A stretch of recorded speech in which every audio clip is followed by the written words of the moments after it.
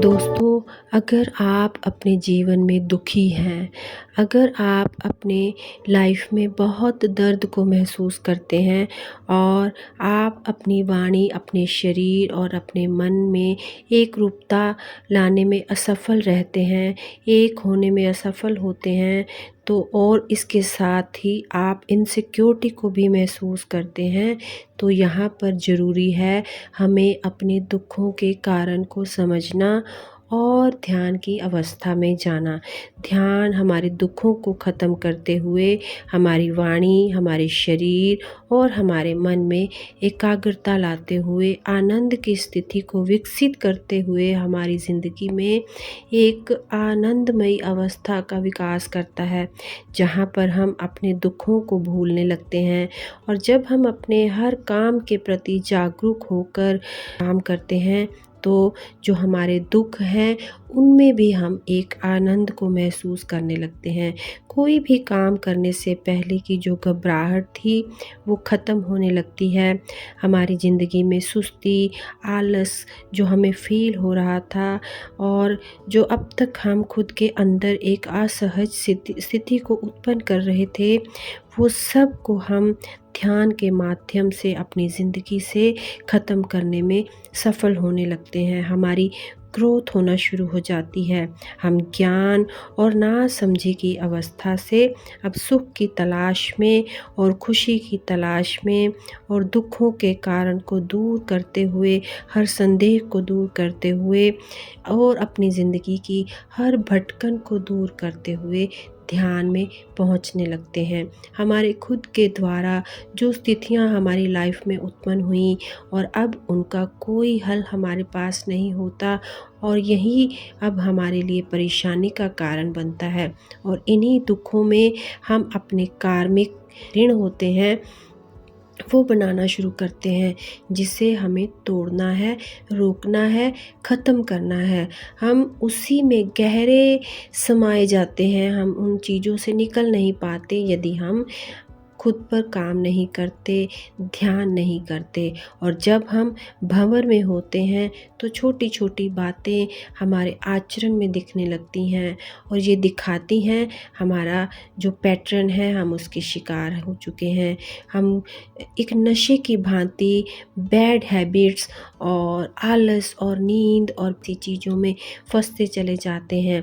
लेकिन जब हम इन सब चीज़ों को अपनी ज़िंदगी में महसूस कर रहे हैं, तो हमें अपनी आत्मा को एक नदी के रूप में महसूस करते हुए, सोचते हुए और हमारी आत्मा यानी इस नदी का जो अंतिम लक्ष्य है, यानी समुद्र के साथ एकजुट हो जाना, समुद्र में जाकर मिल जाना और संपूर्ण होना को निर्धारित करने लगते हैं अपनी ज़िंदगी में। और तब हमारे अंदर प्रेम की ऊर्जा और अपने घर की जो वापसी है और जो अपने कर्मों के बंधन हैं, जो हमारी सोच का जो दायरा इतना छोटा है, वो विस्तार के साथ और इस ब्रह्मांड के साथ और दूसरे आयामों के साथ हम संपर्क बनाना शुरू करते हैं। हम क्यों जी रहे हैं, हमारा लक्ष्य जो कहीं खो गया है, हमारा खाना पीना कमाना, ये मौज करना, जॉब करना, क्या इन सब को जीवन का लक्ष्य मान लेना सही होगा? ये जो मानव जीवन हम सबको मिला, क्या इसे यूं ही लक्ष्यविहीन बनाकर व्यर्थ गवा देना सही होगा? इस जीवन को यदि समझना है तो केवल एक ही लक्ष्य और एक ही लाइन में समझा जा सकता है और वो लाइन है मुक्ति।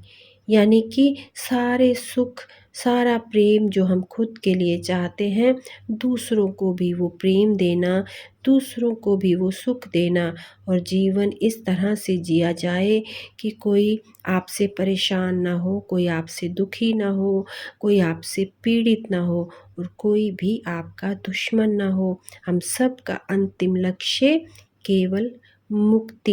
लेकिन हम केवल भटकते रहे हैं, अनंत जन्मों तक हम भटकते हुए इस जन्म में भी हम भटक रहे हैं। हमने आज तक ये नहीं जाना कि आखिर हम कौन हैं, अपने वास्तविक स्वरूप को हमने नहीं पहचाना। हम सब के अंदर आत्मा से परमात्मा तक पहुँचने की क्षमता है और पूर्ण आत्मा तक पहुँचना ही हमें अपना अंतिम लक्ष्य बनाना है। हम सब जिसकी खोज में हैं वो एक क्षण को भी हमें प्राप्त नहीं हुआ। हमारी सभी खुशियाँ अस्थायी हैं और हमें अब बिल्कुल स्थायी खुशी ढूँढनी है। हमारा प्रेम अस्थायी है, हमें स्थायी प्रेम ढूँढना है। हमारी आत्मा जिस आनंद की खोज कर रही है वो शाश्वत आनंद है और हमें वो शाश्वत आनंद ज़रूर प्राप्त करना है। जब हम शाश्वत आनंद को प्राप्त करेंगे फिर ये सांसारिक कष्टों का हम पर कोई भी प्रभाव नहीं होगा। हमें अपने आंतरिक विज्ञान को समझना है जो हमें शाश्वत आनंद तक पहुँचने की शक्ति देगा। वो लौकिक विज्ञान अनंत नाशवान है। जिस दिन हम मैं की भावना से निकलेंगे उस दिन हम अपने अंदर अलौकिक आनंद की पहुँच तक पहुँच जाएंगे। हम केवल अपने भौतिक शरीर तक सीमित रहते हैं और सूक्ष्म शरीर तक हमारी पहुँच नहीं। यही दुखों का कारण है। ज्ञान के मार्ग के बिना मुक्ति नहीं है। अज्ञान बंधनों का कारण है और हमारी इंद्रियों से परे का ज्ञान ही वास्तविक ज्ञान है। यही ज्ञान हमें जो हमारे आत्म साक्षात्कार के और मुक्ति तक ले जाने का रास्ता है। तो दोस्तों उम्मीद करती हूँ कि इन बातों को समझते हुए आप अपनी जर्नी पर वर्क करेंगे, खुद पर वर्क करेंगे और आगे बढ़ते रहेंगे। मेरी तरफ से आप सब के लिए, आप सब की जर्नी के लिए शुभकामनाएँ।